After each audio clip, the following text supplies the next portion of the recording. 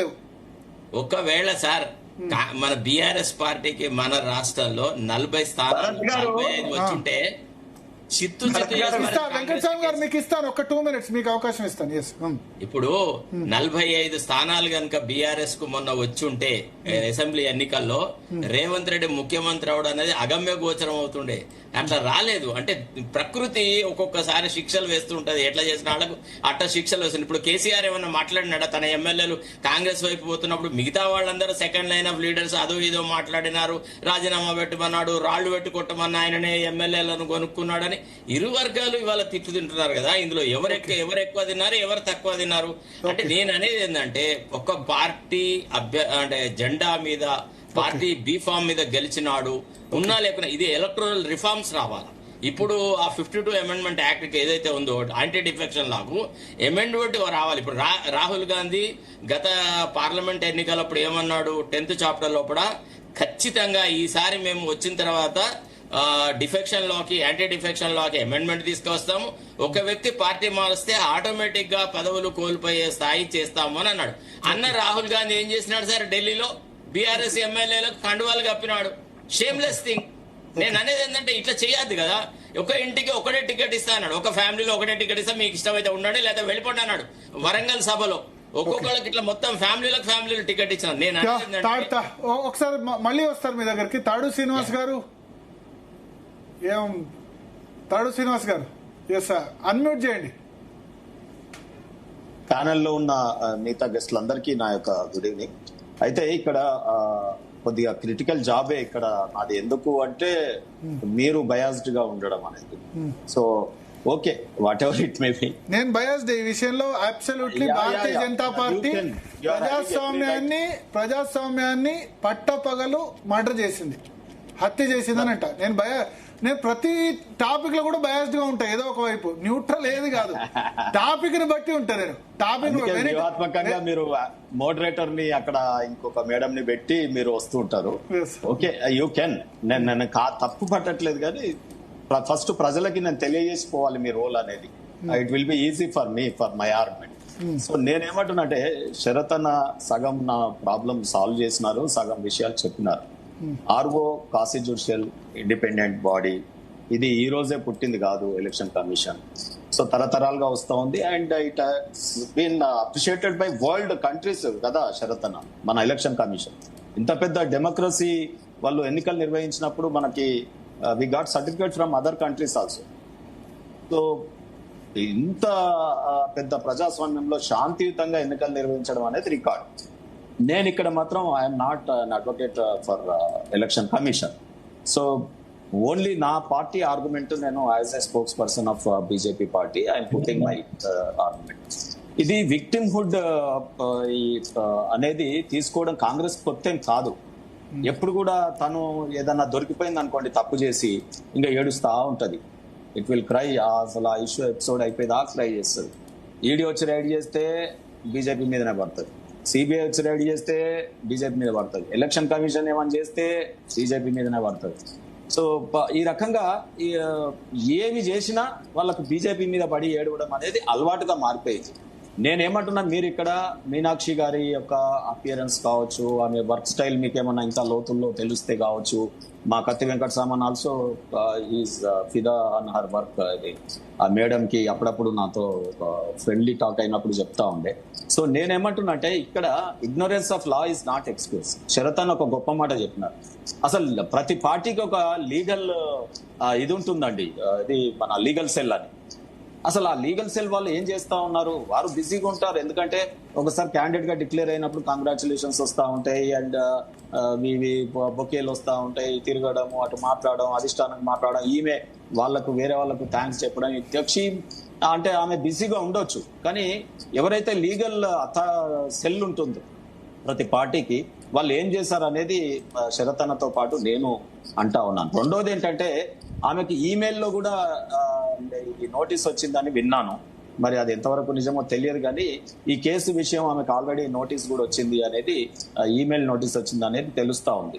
ఒక అడ్వకేట్ గా చెప్పండి, email notice is sufficient or physical notice? Sir yes, ఎందుకంటే ఆమెకి తెలిసింది కదా విషయం ఏందో అంటే తెలిసింది ఈమెయిల్ ఒకటి చెక్ ఉంది. చేసుకోకపోతే ఎట్లా? ఇప్పుడు నాకు నేను ఒక నాకు ఎగ్జాంపుల్ రోజు 100 మెయిల్స్ వస్తున్నాయి, చెక్ చేసుకునే పరిస్థితి లేదు. ఎట్లా? భరత్ గారు వారి అపియన్స్ బట్టి మంచోళ్ళు కాబట్టి, లేకపోతే పార్టీ ఒక పెద్ద లీడర్ కాబట్టి, లేకపోతే పిఎం కాబట్టి, లేకపోతే ఇంకొక ఎంప్లాయీ కాబట్టి చట్టము డిఫరెన్షియేట్ చెయ్యదండి, అందరికీ సమానంగా ఉంటది. ఒక ఒక ఏది మన ఉత్తరప్రదేశ్, బీహార్ లో అప్పట్లో కొంతమంది క్రిమినల్స్ కూడా ఎన్నిక కాబడ్డారు ఎంపీలు, ఎమ్మెల్యేలుగా. సో ఎందుకు అంటే ఆ స్క్రూటినీలో వాళ్ళ ఫామ్ ప్రజలు ఓట్లేసినారు, అదంతా డిఫరెంట్ క్వశ్చన్. తర్వాత నేను ఇక్కడ ప్రైవేట్ కంప్లైంట్ కోర్టు నోటీస్ కూడా మెన్షన్ చేయాలా?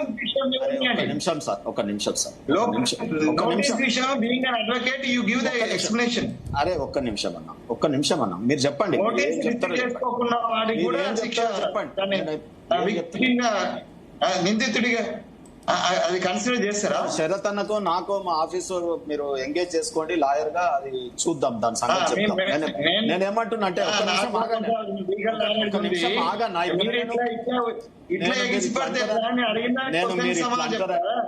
మీరు ఇట్లా అంటారనే నేను బీజేపీ స్పోక్స్ పర్సన్ గా నా పార్టీని డిఫెండ్ చేస్తున్నా అని చెప్పి. రెండోది, ఈ రోజు మీరు ఒకటి చెప్పండి, ఈ తతంగము అఫిడవిట్ ఇవన్నీ పెట్టింది దేనికండి? కొంతమంది ఎక్స్క్యూజ్ చేయొచ్చు, కొంతమందిని మాత్రం స్ట్రిక్ట్ గా స్క్రూటినైజ్ చేయాలా? చెప్పండి మీరు రిటర్నింగ్ ఆఫీసర్. ఒక్క నిమిషం సరే అన్న, వాలిడిటీ ఉందా లేదా కోర్టు చెప్తుంది కదా, కోర్టుకు పోండి. ఎవరు వద్దన్నారు? కోర్టుల మీద కూడా నమ్మకం లేదా? జడ్జి ఒక తీర్పు జడ్జిల మీద కూడా వల్ల. ఒక్క నిమిషం కోర్టుకు పోమంటారా? అరే ఒక్క నిమిషం, మీరు నెగ్లిజెంట్ గా ఉండి, మీరు ఫామ్ చక్కగా నింపక, మీరు దాంట్లో అఫిడవిట్ అనేది మరి ఎలక్షన్ కమిషన్ పెట్టింది కదా, అది ఆప్షనలా? శరత్ అన్న, ఐ డోంట్ నో, అంటే మిమ్మల్ని నిజంగానే అడుగుతున్నా, ఇది ఆప్షనల్ అన్న అఫిడవిట్ ఇవ్వడం? లేదు, ఆప్షనల్ కాదు, కంపల్సరీ కదా. మరి అది చెప్పండి. నేను ఏమంటున్నా అంటే, ఎందుకంటే ఇప్పుడు నేను చెప్తే వాళ్ళు నమ్మరు ఒక పొలిటీషియన్ గా, మీరు చెప్తే నమ్ముతారని మీతో నేను అడుగుతాను. ఇక్కడ ఎట్లా ఉంది సెక్షన్ 36 నేనేమంటున్నా, మీరు అన్నారు ఎస్ ఆర్ఓ ఫైనల్, మీరు రిజల్ట్ లెక్క పెట్టినాక, ఓట్లు లెక్క పెట్టినాక కూడా చూడండి, ఒక ఓటు తక్కువ వచ్చినా ఎక్కువ వచ్చినా ఆమె డిక్లేర్ చేసిందంటే కథ. ఒకసారి వన్స్ అనౌన్స్డ్, ఆమె మైకులో, మేము గతంలో కీసర్లో ఎంపీటీసీలు అప్పుడు చూసినాం, మాకు ఒక్క ఓటుతో డిఫరెన్స్ ఉంటే ఆ రిటర్నింగ్ ఆఫీసర్ మైక్ లో అనౌన్స్ చేసేసినారు. ఆ అనౌన్స్మెంట్ ఆకుంటే మాకు కొంత ఛాయిస్ ఉండే. వన్స్ డిక్లేర్డ్ ఇక అక్కడ ఏముండదు, మన కోర్టుకు పోవాల్సిందే, ఎలక్షన్ పిటిషన్ మూవ్ చేయాల్సింది. అయితే ఇక్కడ నేను ఏమంటున్నానంటే, వెంకటస్వామి అన్న 2-3 చెప్పినారు, పార్టీ ముందు జాగ్రత్త చర్య, prevention is better than cure అంటారు. మీరు ముందు డిక్లేర్ చేయడము, మరి ఇటువంటి ఈమె ఇక్కడ తెలంగాణలో కేసు పడ్డది, మీరు ఎందుకు ఎవరు మాకు ఎట్లా తెలుస్తుందండి? నేను జూబ్లీస్ లో నామినేషన్ వేసినప్పుడు దీపక్ రెడ్డి గారిది దగ్గర ఉండి, అన్న నువ్వు అడ్వకేట్ కూడా కదా, చూడండి అంటే, బీఆర్ఎస్ లో కూడా అనేక మందివి మేము కేసీఆర్ గారు చెప్తే చేసాం, ఇది అఫిడవిట్స్ కానీ, మా ఎమ్మెల్యే కూడా చూసాం, మా ఇక్కడ బిఎల్ఆర్ అప్పుడు నేను అక్కడ ఉన్నప్పుడు. మేమేంటంటే స్క్రూటినీలో ప్రతిదీ ఒక 5 ఫామ్లు వేసేది. ఎందుకు వేస్తాం? ఒకటి పోతే ఇంకోటి ఉంటుందని. రెండోది ఏంటంటే, చాలా జాగ్రత్తగా నింపుతాం మనం అఫిడవిట్ నింపేటప్పుడు, అది లాయర్లు కూడా నింపుతారు. Declaration of the assets compulsory చెప్పాలి కదా, హైడ్ చేస్తే ఎట్లా?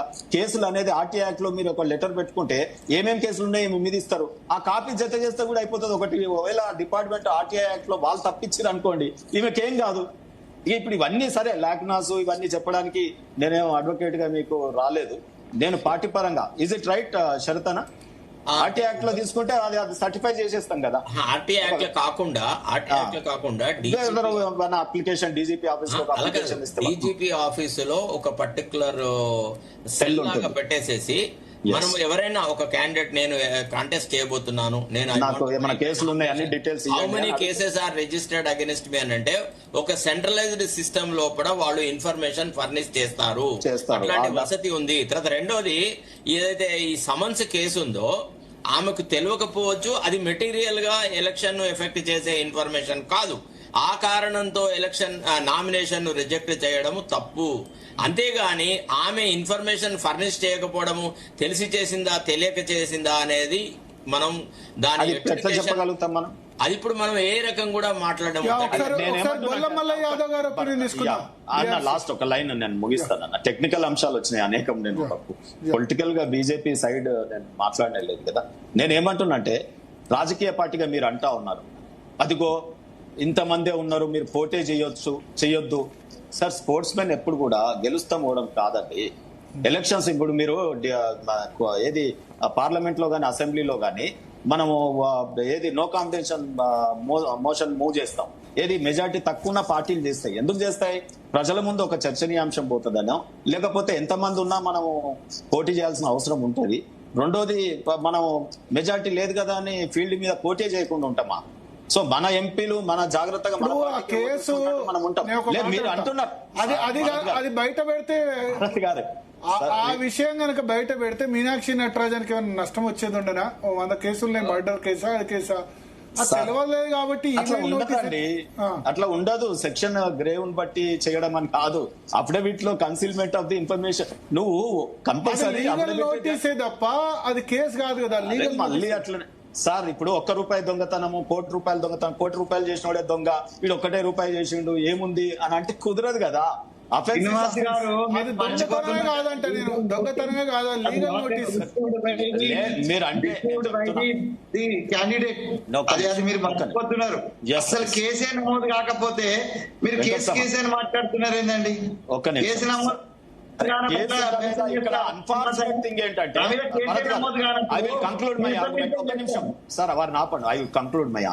నేనేమంటున్నా అంటే ఈ రోజు ఇక్కడ ఇంత పెద్ద ఎక్స్పీరియన్స్డ్ పార్టీలో ఆమె ఆల్రెడీ ఎంపీగా చేసిన ఒక్క నిమిషం సార్. అరే, she may be right person in wrong party. దాని ఆర్గ్యుమెంట్ అరే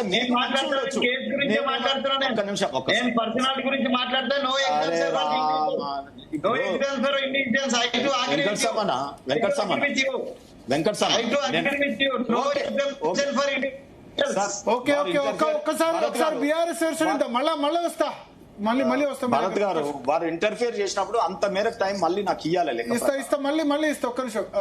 బొల్లమల్ల యాదవ్ గారు. గుడ్ ఈవినింగ్ అండి.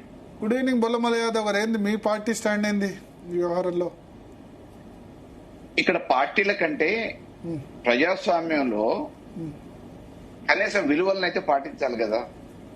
వారు ఒక అభ్యర్థిగా నామినేషన్ వేసినప్పుడు ఆ లోపాలు ఏమన్నా ఉంటే సర్దుబాటు చేయడానికి నోటీసు జారీ చేయాలి. వారి నోటీసుకు వచ్చినప్పుడు ఎలక్షన్ కమిషన్ ఇట్ సెల్ఫ్ ఆమెకి ఏమున్నాయి ఏం లేవు అనే విషయాలు ఎలక్షన్ కమిషన్ దృష్టికి వేరే వాళ్ళు తీసుకుపోతేనే తెలుస్తుంది. ఒకవేళ వారి ప్రమేయం లేకుండా, వారి నోటీసులో లేకుండా, అఫిడవిట్ లో మెన్షన్ చేయని విషయాలు ప్రత్యర్థులు ఎవరైనా మామూలుగా మెన్షన్ చేసి చెప్పినప్పుడు ఇది వాస్తవమా కాదా అనేది నోటీస్ ఇచ్చిన తర్వాత తదుపరి నిర్ణయాలు ఏంటి అనేది తీసుకోవాలి.